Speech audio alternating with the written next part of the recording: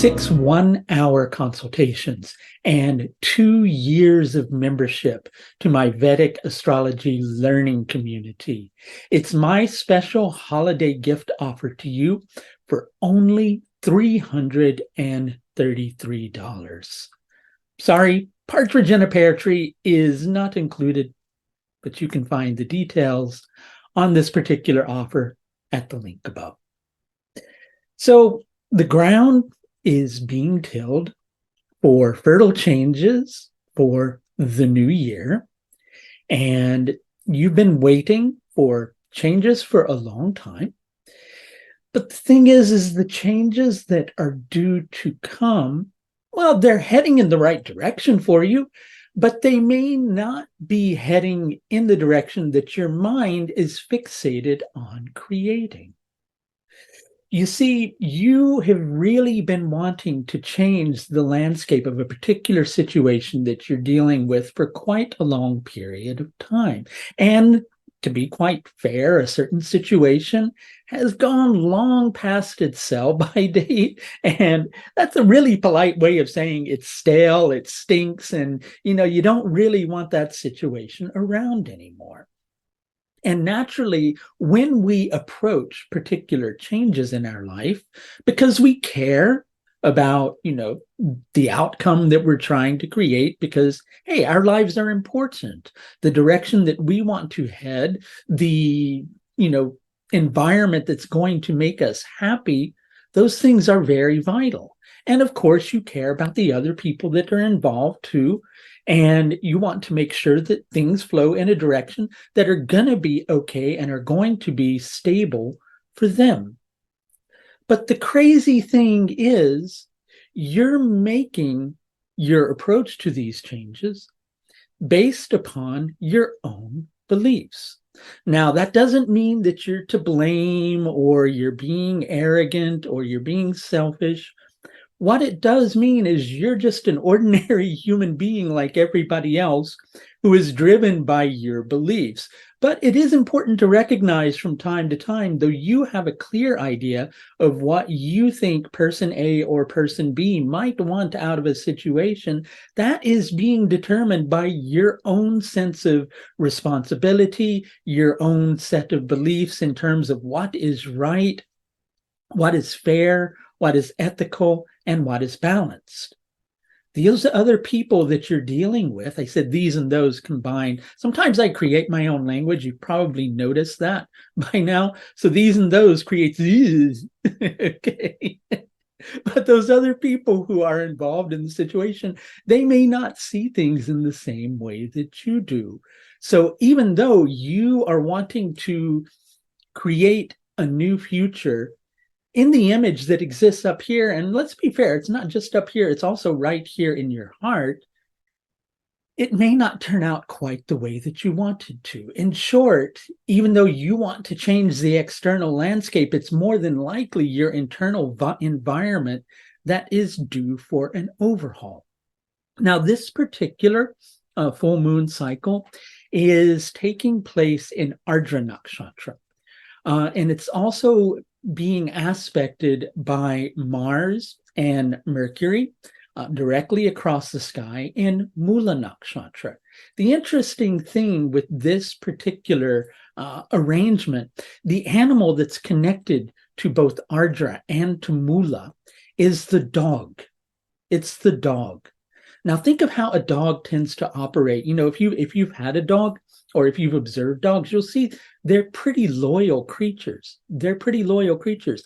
But if you've also played a game of, let's let the dog hold something in its mouth and we'll pull on the other end, once they get their teeth on something, they're going to keep pulling and pulling and pulling, and quite often they won't let go.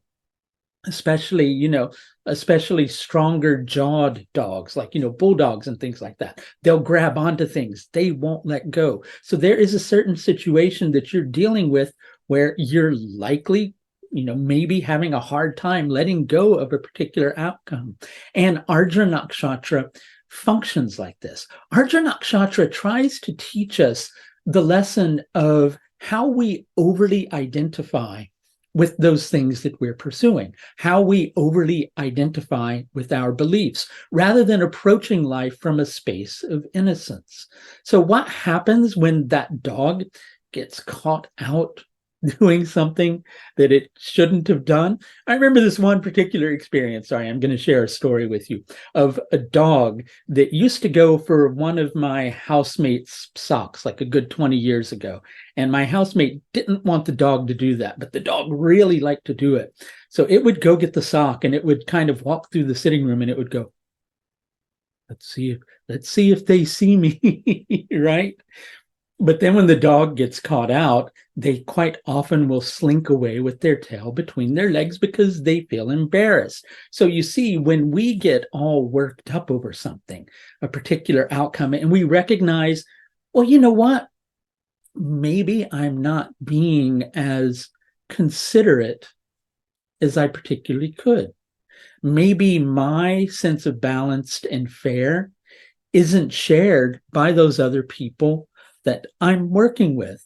Maybe the best way to approach this is to back off just a little bit, reapproach the situation, take a look at it from a wider perspective, let myself think about whether I'm coming from my big noggin up here or whether I'm coming from my heart. Now, when you hear me say heart over and over again, I want to clarify a certain point. I'm not talking about your emotions, right? I'm talking about that space of pure innocence that's driven by the essence of who you are, right?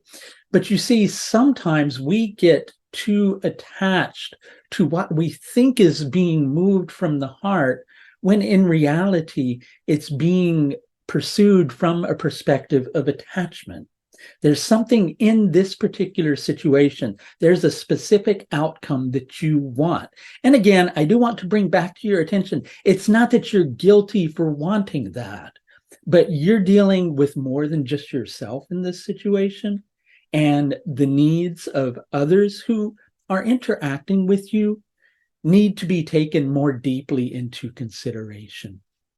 If you can walk the path of recognizing that the connections to the people that you're dealing with are actually fairly sacred to you, then you may be able to momentarily retreat, look at the situation, and then gain the momentum to move ahead with a stronger level of steam in order to reach the destination that you're trying to pursue.